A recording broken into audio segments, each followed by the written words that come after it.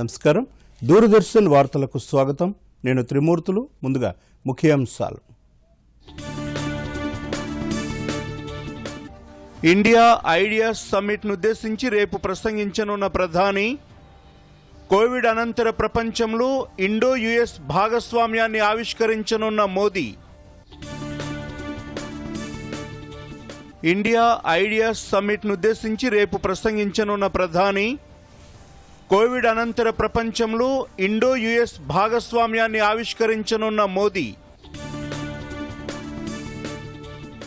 Karimnagar IT టవర్తో పాటు పలు అభివృద్ధి పనులను ప్రారంభించిన మంత్రి కేటీఆర్, ఐటీ రంగాన్ని రాష్ట్రం నలుమూలలా విస్తరిస్తామని హామీ. దేశవ్యాప్తంగా కరోనా నుంచి కోలుకున్న రోగుల సంఖ్య 7 లక్షలకు చేరిక, మరణాల రేటు రోజురోజుకు తగ్గుతోందని కేంద్ర ఆరోగ్య శాఖ వెల్లడి. కాంగ్రెస్ ట్వీట్స్ పార్టీగా మిగిలిపోతుందని బీజేపీ ఎద్దేవా. రాహుల్ సాధించిన విజయాలు అందరికీ తెలుసన్న కేంద్ర మంత్రి Prakash Javadekar. Bharat America business council ఆధ్వర్యంలో జరుగుతున్న 2 రోజుల ఇండియా ఐడియాస్ సమ్మిట్ను ఉద్దేశించి ప్రధానమంత్రి నరేంద్ర మోదీ రేపు ప్రసంగించనున్నారు. అమెరికా భారత్ బిజినెస్ కౌన్సిల్ 45వ వార్షికోత్సవం సందర్భంగా మంచి భవిష్యత్తును నిర్మించడంలో ఈ ఏడాది భారత్ ఆలోచనలు అనే అంశంపై సదస్సును నిర్వహిస్తున్నారు. కోవిడ్ అనంతర ప్రపంచాన్ని అమెరికా భారత్ భాగస్వామ్యం ఎలా రూపొందిస్తుందనే దానిపై ప్రధానమంత్రి నరేంద్ర మోదీ తన దృక్పథాన్ని అందజేస్తారు. కరోనా మహమ్మారి అనంతరం భారత్ అమెరికా సంబంధాలు, సహాయ సహకారాలు ఎలా ఉండాలన్న దానిపై కూడా చర్చిస్తారు. ఈ సదస్సులో విదేశాంగ మంత్రి డాక్టర్ ఎస్ జయశంకర్, అమెరికా విదేశాంగ కార్యదర్శి మైక్ పాంపియోతో పాటు ఐక్యరాజ్య సమితిలో మాజీ అమెరికా రాయబారి నిక్కీ హాలీ తదితరులు ప్రసంగిస్తారు. వర్చువల్గా జరిగే ఈ సమ్మిట్లో భారత్, అమెరికాలకు చెందిన ప్రభుత్వ విధాన నిర్ణేతలు, వ్యాపార, సామాజిక సంస్థల ప్రతినిధులు హాజరవుతున్నారు. సమ్మిట్ తొలి రోజున వర్చువల్గా ప్రసంగించిన నిర్మలా సీతారామన్, దేశంలో పెట్టుబడులు పెట్టడానికి వచ్చే కంపెనీలు, వ్యాపారవేత్తలకు ఈజ్ ఆఫ్ డూయింగ్ బిజినెస్ ద్వారా సులువుగా అన్ని అనుమతులు ఇస్తున్నామని, ఈ అవకాశాన్ని ఉపయోగించుకోవాలని వ్యాపారవేత్తలకు సూచించారు. And I would just put across to you that even during this pandemic, when we were trying to ensure that nobody goes hungry, everybody gets their due, deliveries are made at their doorstep, and money is given to people in their bank accounts and so on, even as the priority was on that, enough and more work was done in consultation with stakeholders, all through video conferences and so on, even during the lockdown, and very many big-time announcements on reform, structural reform, have all been made during this period.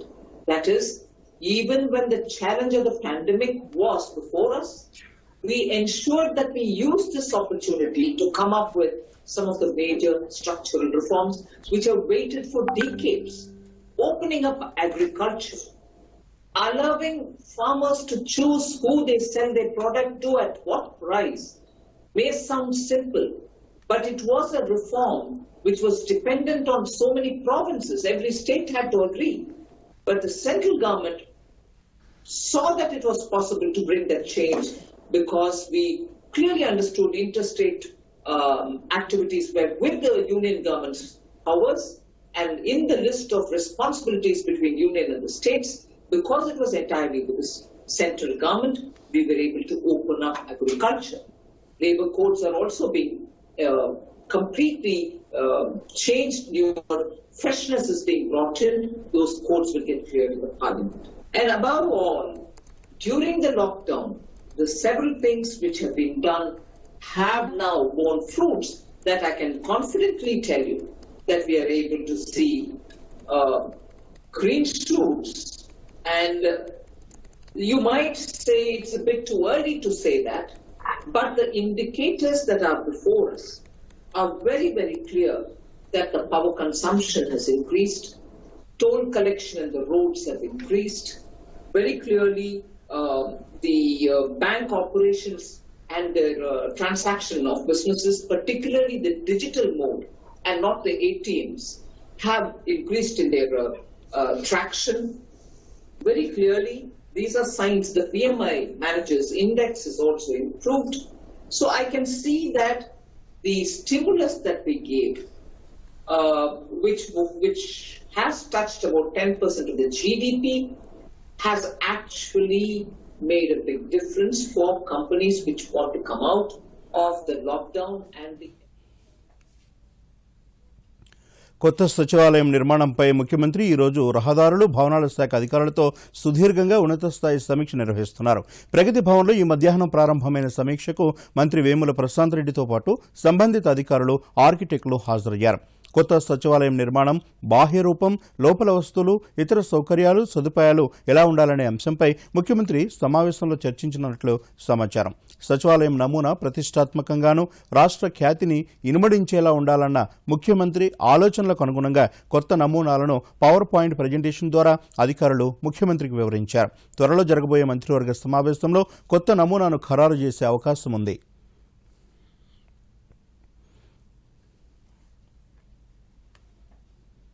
Karimnagar జిల్లాలో పర్యటించిన మంత్రి K తారక రామారావు పలు అభివృద్ధి పనులను ప్రారంభించారు.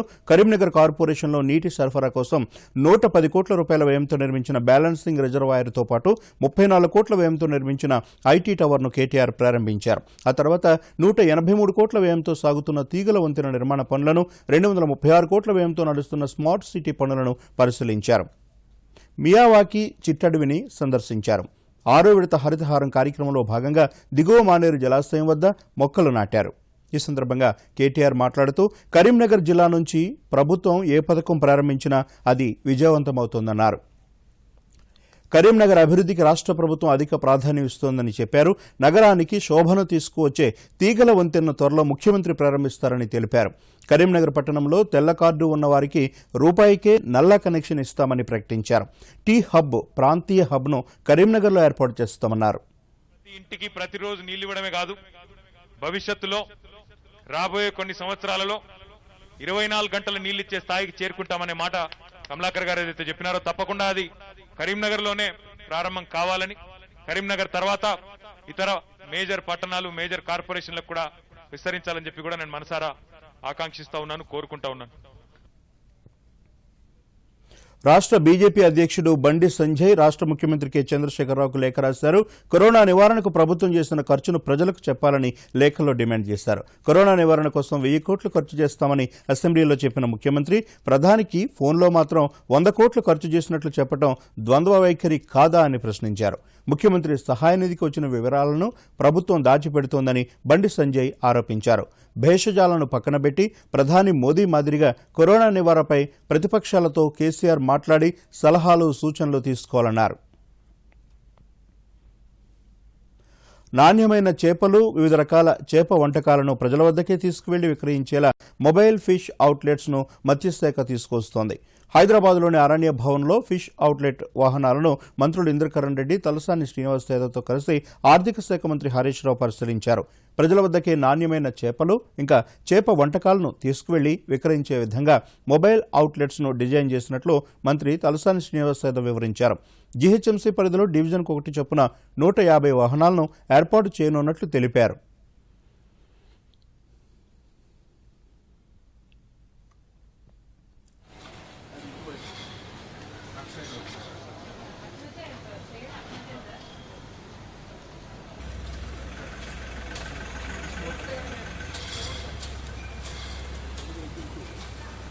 ఇద్దరికి చెప్పినాం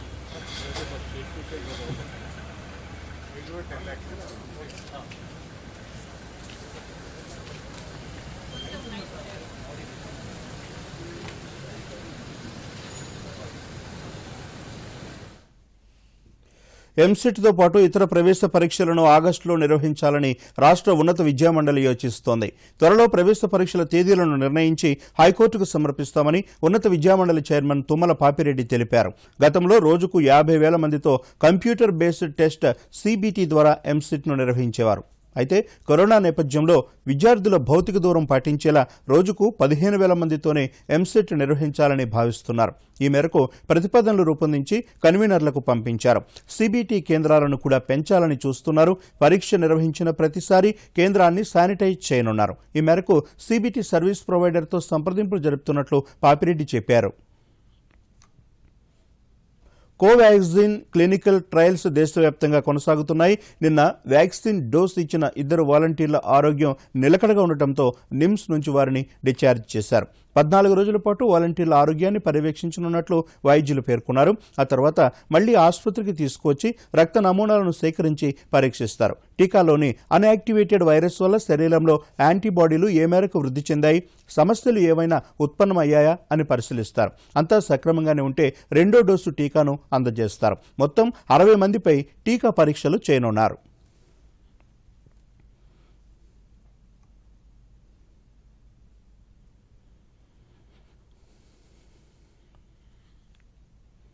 ప్రపంచంలోని మిగతా దేశాలతో పోలిస్తే భారత్లో కరోనా వ్యాప్తి తక్కువగానే ఉందని కేంద్ర ఆరోగ్య శాఖ తెలిపింది. ప్రతి 10 లక్షల ప్రజల చొప్పున తీసుకుంటే భారత్ కంటే మిగతా దేశాల్లో 12% ఎక్కువగా కరోనా కేసులు నమోదవుతున్నాయని కేంద్ర ఆరోగ్య శాఖ ప్రత్యేక అధికారి రాజేష్ భూషణ్ తెలిపారు. అలాగే మరణాల రేటు ప్రతి 10 లక్షల మందికి కేవలం 20.4 మాత్రమే ఉందని పేర్కొన్నారు. ప్రపంచ ఆరోగ్య సంస్థ మార్గదర్శకాలకు అనుగుణంగా దేశంలో కరోనా పరీక్షలు నిర్వహిస్తున్నట్లు తెలిపారు. భారత్లో కరోనా కేసుల రికవరీ శాతం రోజురోజుకు పెరుగుతుందని, ప్రస్తుతం దేశంలో కరోనా నుంచి కోలుకునే వారి సంఖ్య 62.72కు చేరిందని చెప్పారు. ప్రస్తుతం 4,02,529 మంది కరోనాతో దవాఖానాల్లో చికిత్స పొందుతున్నారన్నారు.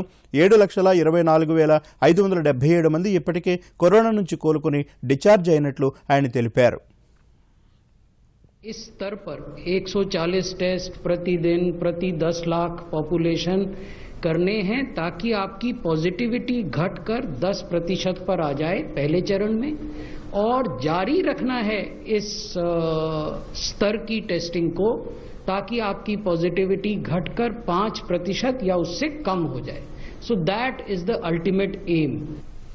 All India Institute of Medical Sciences ने Ministry of Health and Family Welfare और नीति आयोग के साथ मिलकर एक national clinical grand rounds on कोविड-19 का एक प्रोग्राम शुरू करना है कल से, जिसमें कि उम्मीद यह है कि उस रिमोट और वीडियो सिस्टम के साथ आउटरीच जो होगा वो हम उम्मीद करते हैं कि हर डॉक्टर जो जहां भी है हमारे देश में, बड़े शहर में, छोटे शहर में, कस्बे में, जहां भी वो काम कर रहे हैं, उनका जो बेस्ट प्रैक्टिसेस हैं, एविडेंस बेस्ड ट्रीटमेंट है कोविड-19 की, सीरियस मरीजों की, वो हम उनके सामने प्रस्तुत करें, क्योंकि ये इन्फॉर्मेशन बदलती रहती है. इसलिए एक प्रक्रिया चालू कर रहे हैं कि हम नेशनल ग्रैंड राउंड्स करेंगे, क्लिनिकल बातें करेंगे, और वो जो एक्सेस है वो बड़े. ప్రధాని మోదీపై కాంగ్రెస్ నేత రాహుల్ గాంధీ ఆరోపణలకు సంబంధించి కేంద్ర మంత్రి ప్రకాష్ జవడేకర్ స్పందించారు. ఇది ఇలానే కొనసాగితే చివరకు కాంగ్రెస్ ట్వీట్స్ పార్టీగానే మిగిలిపోతోందని ఎద్దేవా చేశారు. గత 6 నెలలుగా రాహుల్ గాంధీ సాధించిన అంశాలు తమకు తెలుసని అన్నారు.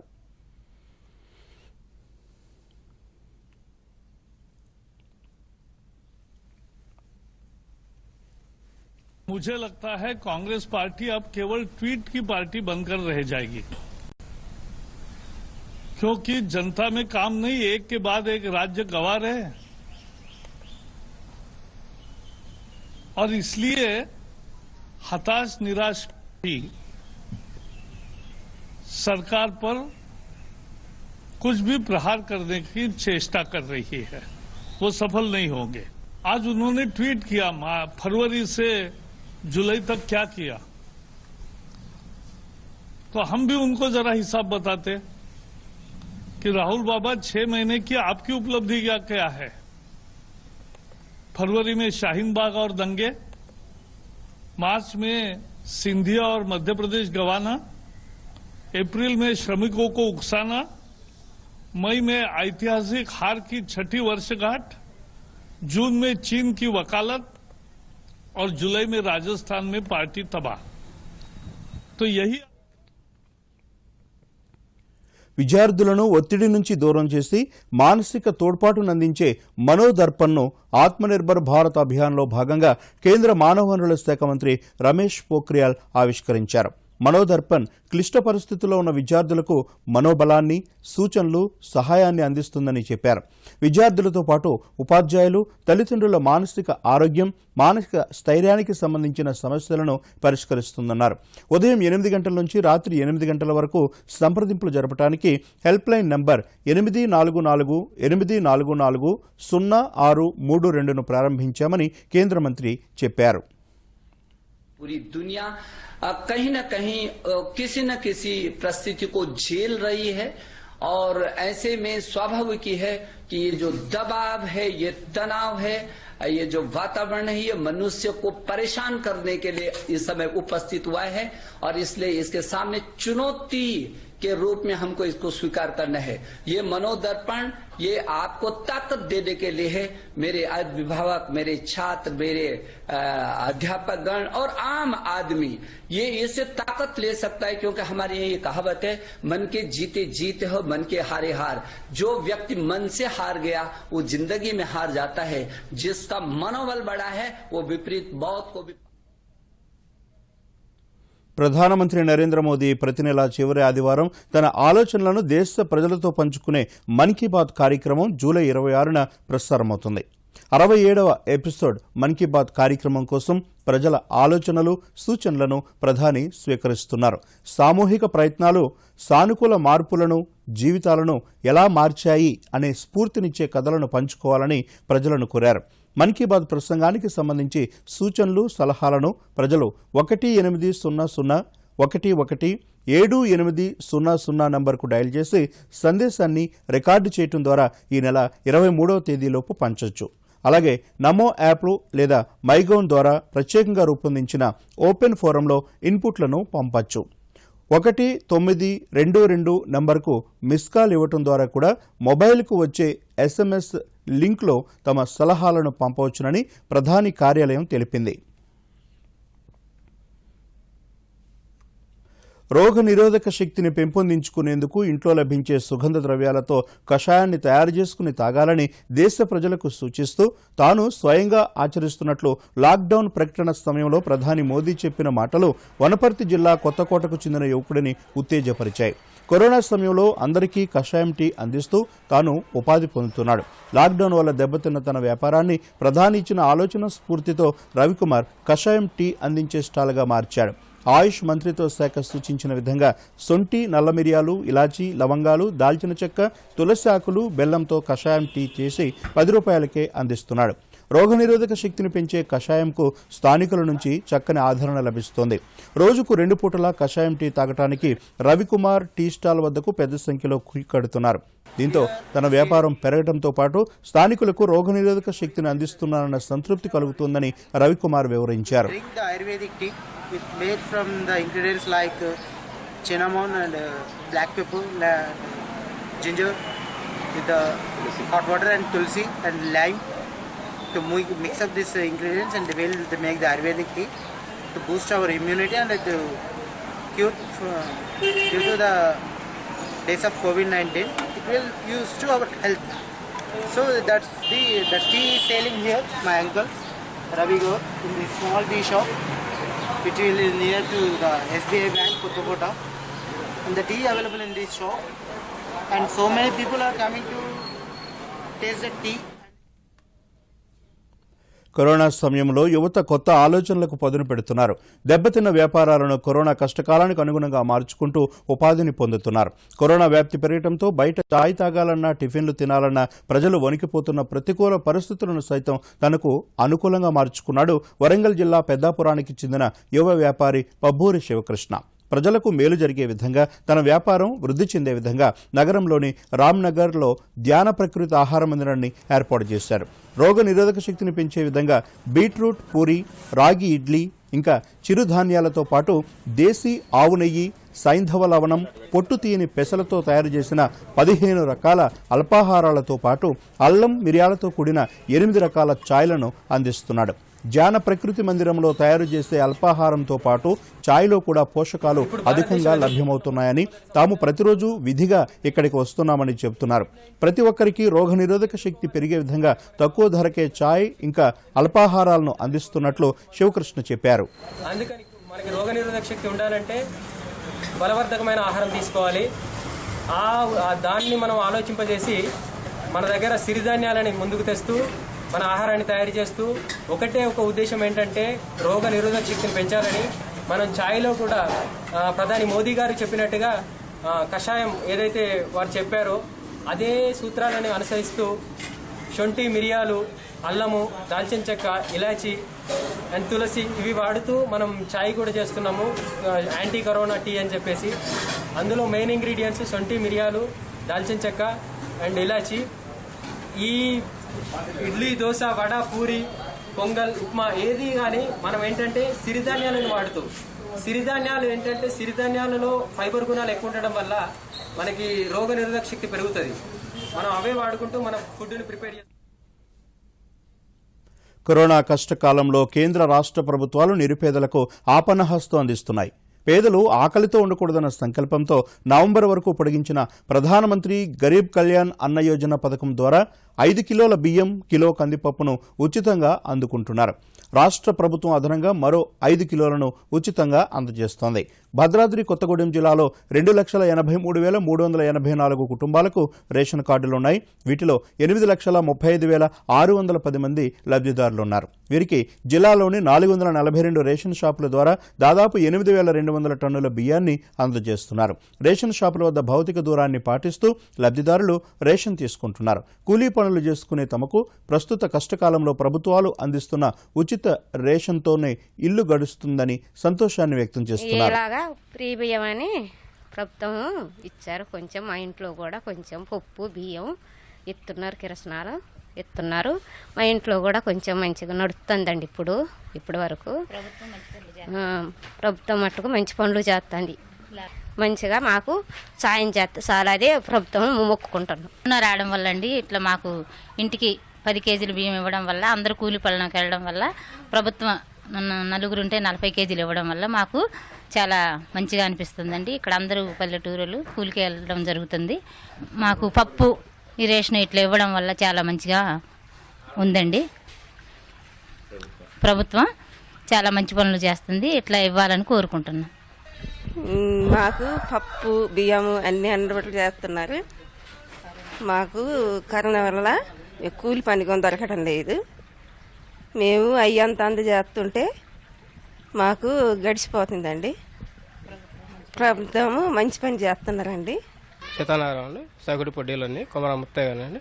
మీ ప్రభుత్వ ఆదేశాల ప్రకారం శానిటైజర్ ప్లస్ గడిలు గీసి రోజువారీగా 50 కార్లు చొప్పున మేము పంపిణీ చేయడం జరుగుతుంది సార్. అలాగే పేద దేశంలోనే రెండో అతిపెద్ద బ్యాంకింగ్ రంగ సంస్థ పంజాబ్ నేషనల్ బ్యాంక్ కరోనా పోరుకు తన వంతు తోడ్పాటును అందిస్తోంది. కోవిడ్పై పోరు చేస్తున్న వారికి మాస్కులు, శానిటైజర్లు, కిట్లతో పాటు పేదలకు నిత్యావసరాలను అందజేస్తోంది. రాష్ట్ర వ్యాప్తంగా అన్ని జిల్లాల్లోనూ ఈ కార్యక్రమాన్ని ఈ నెల 20న చేపట్టింది. వచ్చే 3 నెలల పాటు అన్ని జిల్లా కేంద్రాల్లోనూ ఇలాంటి కార్యక్రమాలను నిర్వహించనున్నట్లు Punjab National Bank Hyderabad zone general manager Ashutosh Chaudhary చెప్పారు. ప్లాస్మా థెరపీ చేసుకునే కరోనా బాధితులకు రక్తదానాన్ని చేయాలని తమ బ్యాంకు ఉద్యోగులకు ఆయన పిలుపునిచ్చారు.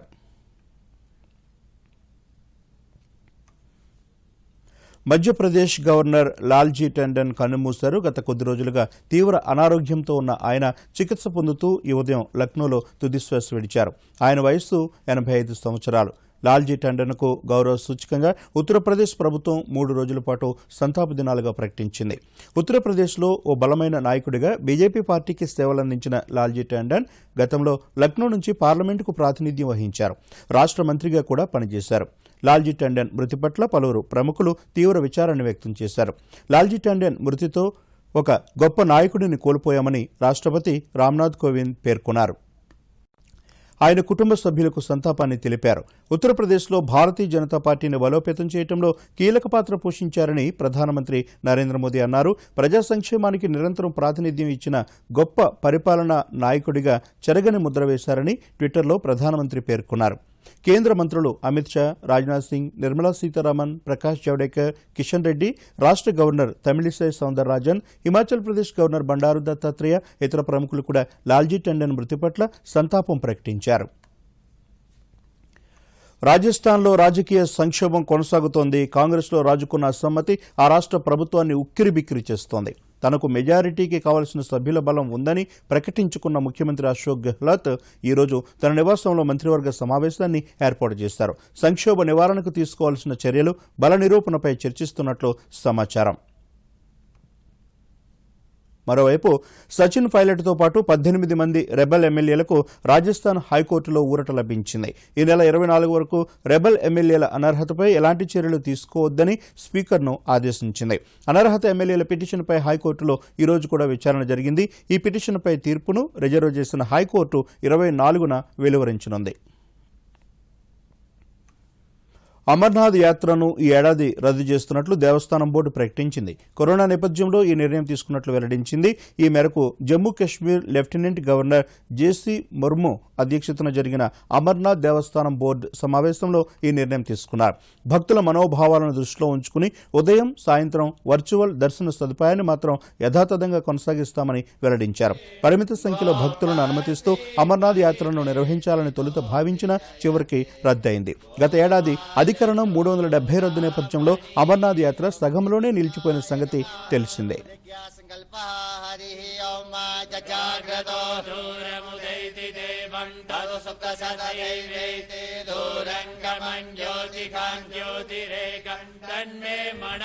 శివ సంకల్పమస్తు. హరి ఓం గణానాన్వా గణపతి గుం హవామహే ప్రియానాన్వా ప్రియపతి గుం హవామహే నిధీనాన్వా నిధిపతి గుం హవామహే వసో మమ ఆహమయా నిగర్వదమా త్వమయాసి గర్వదం అంబే అంబికే అంబాలికే నమా నయతి గశనాశ.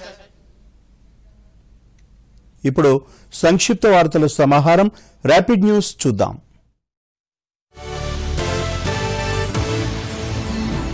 కరీంనగర్ జిల్లాలో పర్యటించిన మంత్రి కె తారక రామారావు పలు అభివృద్ధి పనులను ప్రారంభించారు. ఐటీ టవర్తో పాటు 110 కోట్ల రూపాయల వ్యయంతో నిర్మించిన బ్యాలెన్సింగ్ రిజర్వాయర్ను ప్రారంభించారు. మియావాకి చిట్టడవిని సందర్శించిన మంత్రి కేటీఆర్ దిగువ మానేరు జలాశయం వద్ద మొక్కలు నాటారు. తీగల వంతెన నిర్మాణం ఇంకా స్మార్ట్ సిటీ పనులను పరిశీలించారు.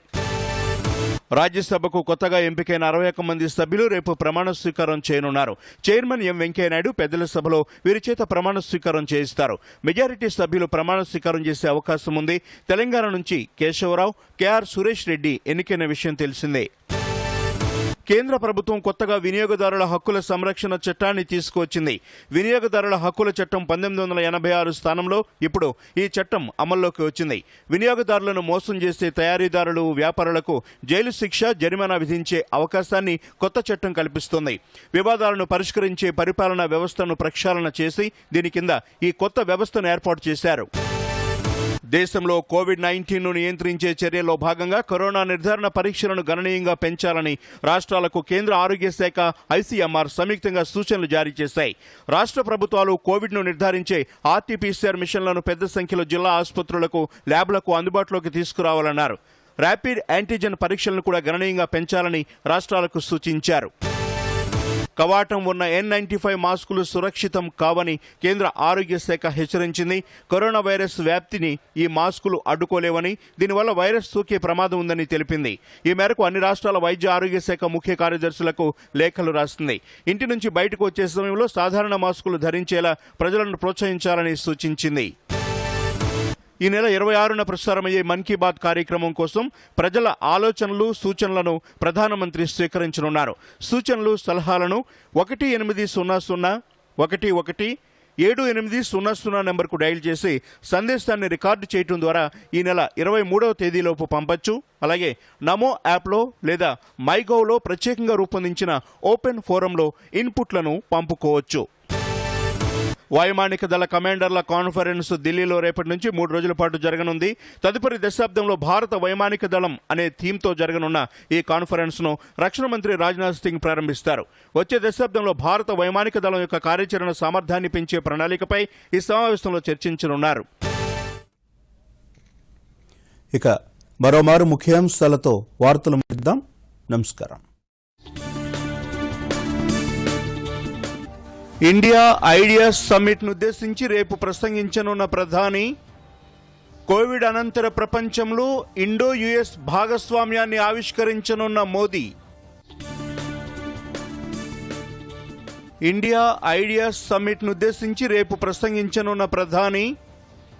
కోవిడ్ అనంతర ప్రపంచంలో ఇండో యుఎస్ భాగస్వామ్యాన్ని ఆవిష్కరించనున్న మోదీ. కరీంనగర్ ఐటీ టవర్తో పాటు పలు అభివృద్ధి పనులను ప్రారంభించిన మంత్రి కేటీఆర్. ఐటీ రంగాన్ని రాష్ట్రం నలుమూలలా విస్తరిస్తామని హామీ. దేశవ్యాప్తంగా కరోనా నుంచి కోలుకున్న రోగుల సంఖ్య 7 లక్షలకు చేరిక.